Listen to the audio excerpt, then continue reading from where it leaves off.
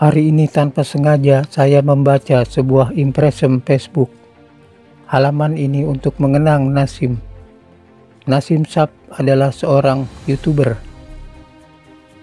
Di sini diceritakan Nasim Shap marah karena video tayangan YouTube-nya tidak dapat dimonetisasi dan tampilan simbol dolar berwarna kuning.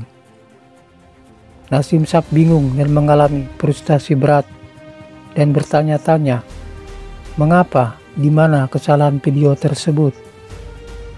Hal inilah yang dialami Nasim Shap hingga membuat ia protes dan marah kepada pihak YouTube. Kekecewaan itu disampaikan di situs pribadinya. Sebelum melanjutkan kisah ini, bantu kami untuk like dan subscribe agar jejak channel ini dapat ditemukan.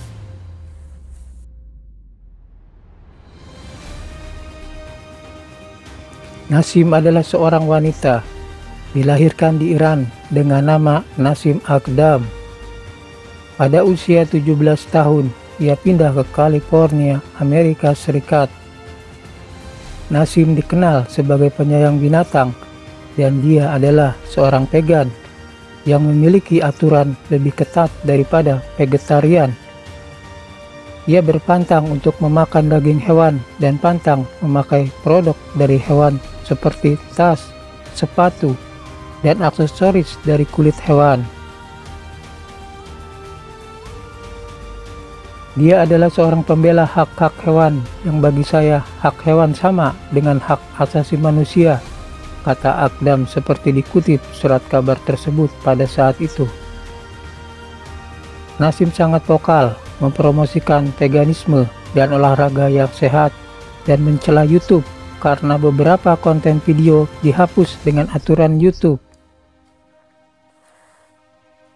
Nasim Akdam adalah seorang wanita yang menggunakan nama daringnya Nasim Shap, mengoperasikan setidaknya 4 saluran YouTube yang berbeda dalam bahasa Inggris, Persia, dan Turki, serta situs web pribadi.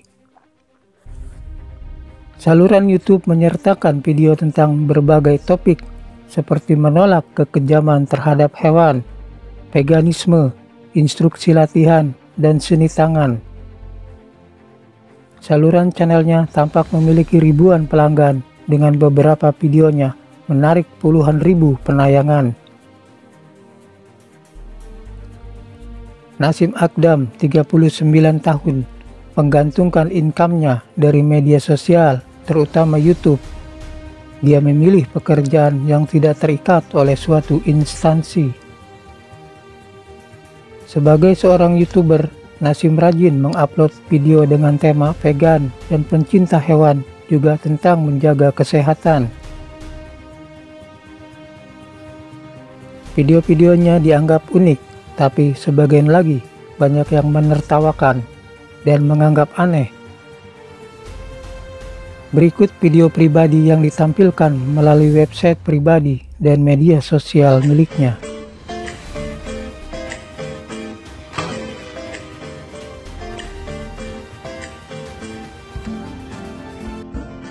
Kasabın elinden kaçmış bir tavuk, konmuş kapıma, yalnız kalmış, korkmuş biraz. Bir de naz, nasıl sevimli utanmaz. Ah tavuk, kıyamam ben sana. Ah meraklıyım, gel biraz şefkat öğret bana. Atiyen bilmiyorum merhametin adresini. Sen gel bana bırak gerisini. Sayın o kanatlarını, tırnaklarını, yürümeğini, üzüm yemeğini severim. O kanatlarını, tırnaklarını, yürümeğini, üzüm yemeğini severim. Sen gel bana bırak gerisini. Sayın o kanatlarını, tırnaklarını, yürümeğini, üzüm yemeğini severim.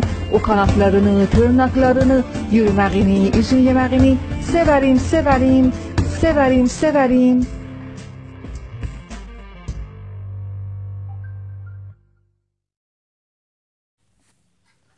Awalnya berjalan lancar dan tak ada komplain, hingga YouTube merubah aturannya. Mulai Selasa malam, semua saluran diubah menjadi offline dengan pesan yang mengatakan bahwa beberapa video Nasim telah dihapus karena beberapa pelanggaran atau pelanggaran berat terhadap kebijakan YouTube. Lebih jauh ke bawah, pernyataan lain mengklaim bahwa karyawan YouTube yang berpikiran tertutup menguasai saluran Persia wanita itu pada tahun 2016 dan mulai memfilter saluran tersebut untuk mengurangi penayangan dan mencegahnya membuat lebih banyak video. Nasim mengklaim hanya dibayar 10 sen Amerika Serikat untuk 300.000 tampilan video. YouTube secara teratur membayar pembuat konten untuk video dengan banyak penayangan yang menarik pengiklan. Tetapi perusahaan memiliki kemampuan untuk menghilangkan monetisasi saluran tertentu karena berbagai alasan. Sebuah video yang telah dibagikan secara luas di Twitter tampaknya menunjukkan Nasim mengkritik YouTube karena memfilter videonya dan menerapkan batasan usia pada beberapa kontennya. Semakin hari, Nasim semakin kacau. Kepada keluarganya, ia berkata, YouTube sudah tidak memberikan income lagi untuk video-videonya. And filtered on YouTube, and I'm not the only one. So recently, they also attacked my Persian channel, Nasim Sabs. And if you go and check my videos, you see that my new videos hardly get views, and my old videos that used to get many views stop getting views. So this is because I'm being filtered. And another thing, they age restricted my ab workout video, a video that has nothing bad in it, nothing sensual. Why they did that? Because it's got famous and was getting many views. So they age restricted that video to keep it from getting views. I contacted support team and they also said the same thing. There are some inappropriate things in your video. Dia menghubungi tim dukungan YouTube dan diberitahu bahwa videonya berisi hal-hal yang tidak pantas. Dia membandingkan video latihannya dengan video musik cabul populer oleh Nicki Minaj dan Miley Cyrus dan mempertanyakan mengapa miliknya dianggap tidak pantas dan video mereka tidak. Menjelang akhir video, dia menyalahkan aktivis hak asasi hewan sebagai alasan mengapa YouTube memfilter videonya. Orang seperti saya tidak baik untuk bisnis besar, katanya. Itulah mengapa mereka mendiskriminasi dan mensensor kami.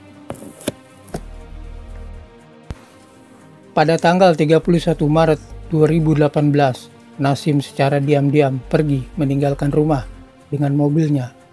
Selama 7 jam, ia mengendarai mobil menuju San Bruno, California, ke kantor pusat YouTube. Keluarga pun mencari-cari selama 2 hari.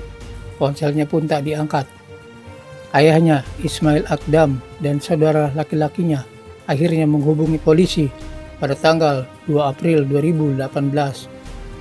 Dia khawatir Nasim akan melakukan sesuatu yang berbahaya dan meminta polisi untuk mencari keberadaannya. Dijelaskan Nasim saat ini sedang marah. Ia tidak karena YouTube tidak pernah membayar videonya lagi. Akdam wore a pink hoodie and sat with both feet on the seat. You don't want to hurt yourself, do you? Or you don't want to hurt anybody else?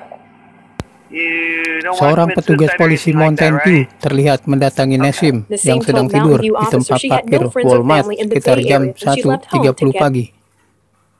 Dia terdengar di video saat dia memeriksa plat nomor mobilnya dengan petugas operator, dan petugas operator mengatakan bahwa pemilik kendaraan adalah orang yang hilang.